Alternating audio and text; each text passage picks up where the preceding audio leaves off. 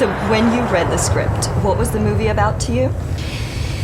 It's about many things. I mean, also you go through a process of having to read it. I do at least have to read things a few times. I mean, there's so many layers to this movie. I mean, John Gatins had been in the process of writing it for over 10 years, so it was an incredibly established script by the time, I got to read it, which is such a pleasure to read because, they're not all like that. And, hope, redemption, honesty, addiction, surviving, all of those kind of big things. Yeah.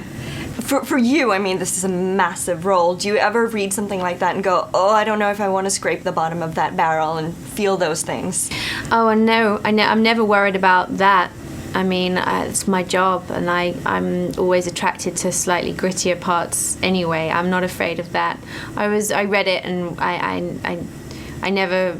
I actually, to be honest with you, didn't think that I would get that role because I thought it was such a great one that I thought they would probably cast a more sort of established American actress.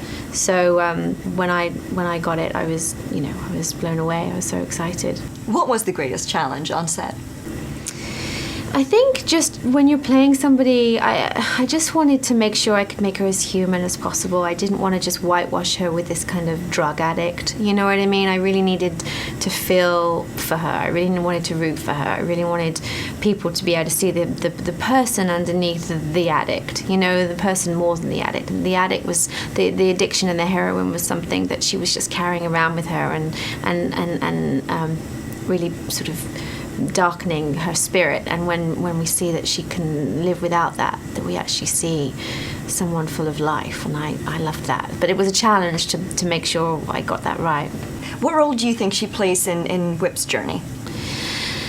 I think he and her have a very, they would never have met under normal circumstances, so it's one of those kind of magical, kind of fated relationships. And I think at the beginning, he doesn't even know why he's come to get her, except that I think that they probably recognize something in one another, and she tries to help him, once she's on her journey of recovery. She does. I think she's the only one that says, I'm worried about you. You need help. And he doesn't want to hear it. He just wants to run away and be in denial, and she knows that that's not possible. And so when she leaves, it's kind of the best thing that she could do for him. There seems to be a tendency to put lovemaking scenes or make-out scenes very early on in the film. Do you remember what the first scene was with Denzel that you had to do and what that was like? We shot it in order. Oh. Yeah. So the first scenes I had with him was I think it was the. It actually wasn't the hotel. The hospital scene. It was more the scenes in my apartment. We did that location first. That was quite intense. Yeah, well, they were all intense. I don't think there was ever a day where it wasn't intense. Yeah. Do you remember meeting Denzel for the first time? What that was like? I remember meeting him for my screen test. Yeah, it was incredible. What do you remember about the encounter? I don't remember the sort of introductions. I just remember when I actually got to work with him and we actually got to read the scenes because they were recording me. They wanted to see how we would work together and for him to approve of me.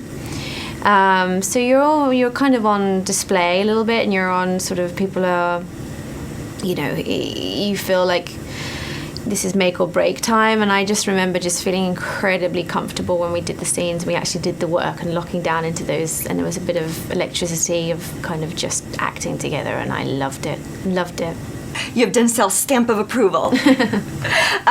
Working with Robert, sure. Just quickly, What was it like to work with Rob? What a beautiful man he is. I mean, I watched all of his films. I love his films, he's, Back to the Future. Are you kidding me? That was sort of my favorite childhood movie. And then Forrest Gump. He's such a big-hearted man, and I feel just so grateful to have worked with him.